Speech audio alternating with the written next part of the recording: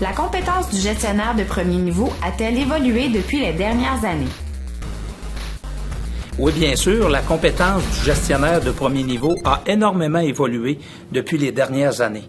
Auparavant, et jusqu'au début de l'an 2000, la compétence du gestionnaire était axée davantage sur son savoir, c'est-à-dire ses connaissances et son savoir technique.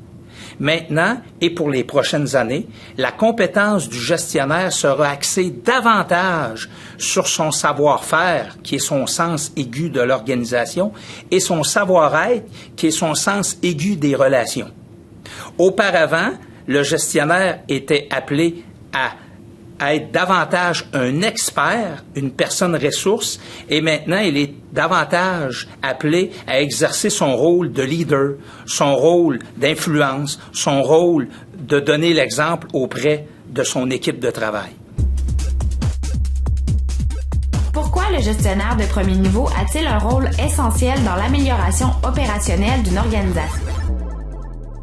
Le gestionnaire de premier niveau a un rôle essentiel dans l'amélioration opérationnelle de l'organisation parce que pour atteindre des hauts standards de performance et d'efficacité, le gestionnaire de premier niveau doit superviser adéquatement son personnel.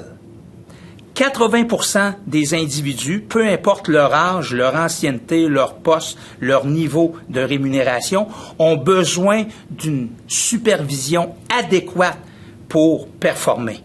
Donc, superviser adéquatement, ça veut dire quoi? Ça veut dire clarifier davantage ce qu'on s'attend de notre personnel, faire en sorte que notre personnel comprenne nos attentes de la façon la plus claire, gérer les problèmes, les conflits, et être présent pour être en mesure de jouer davantage le rôle de père, de mère, de psychologue et d'éducateur de garderie pour faire en sorte de favoriser un environnement pour amener le personnel à atteindre les hauts standards de performance et d'efficacité.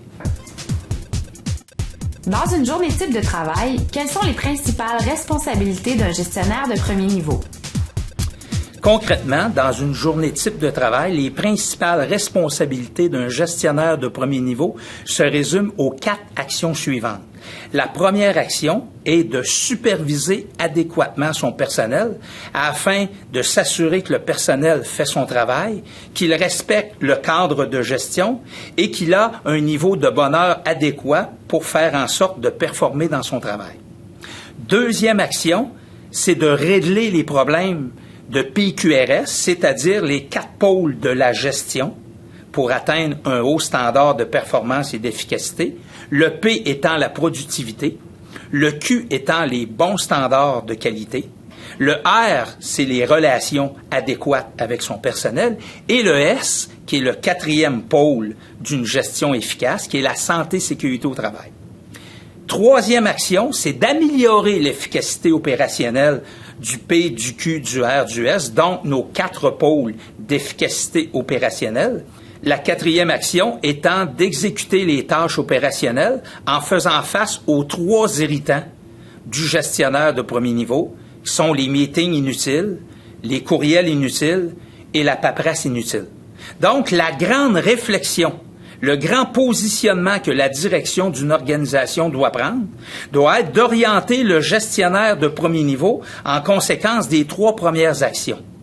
Parce que concrètement, dans une journée type de travail, malheureusement, il y a trop de gestionnaires de premier niveau qui concentrent beaucoup leur énergie à la 4e action et négligent les 3 premières qui sont de superviser adéquatement le personnel, qui est d'améliorer l'efficacité opérationnelle du PQRS et de régler les problèmes à la source du PQRS.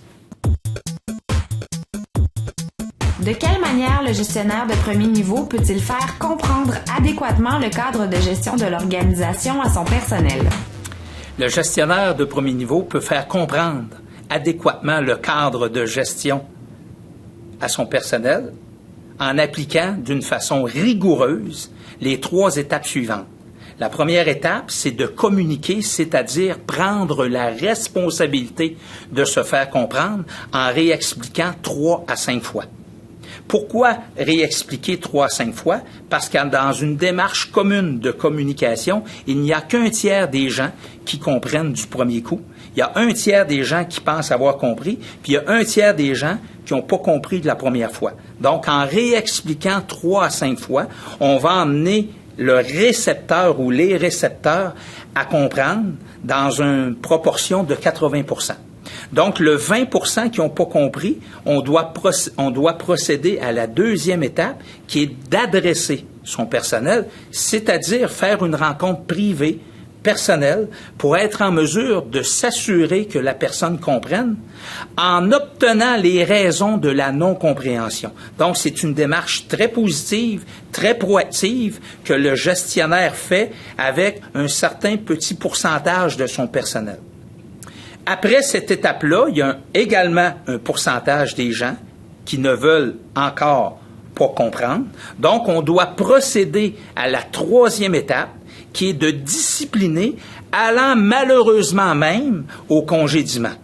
Donc, quand on fait cette démarche-là, on doit tenir compte d'une démarche administrative, une démarche légale, en tenant compte, bien sûr, des jurisprudences, pour être en mesure de faire la démarche de discipline d'une façon positive, constructive, pour être en mesure d'aider ton personnel à comprendre le cadre de gestion de l'organisation.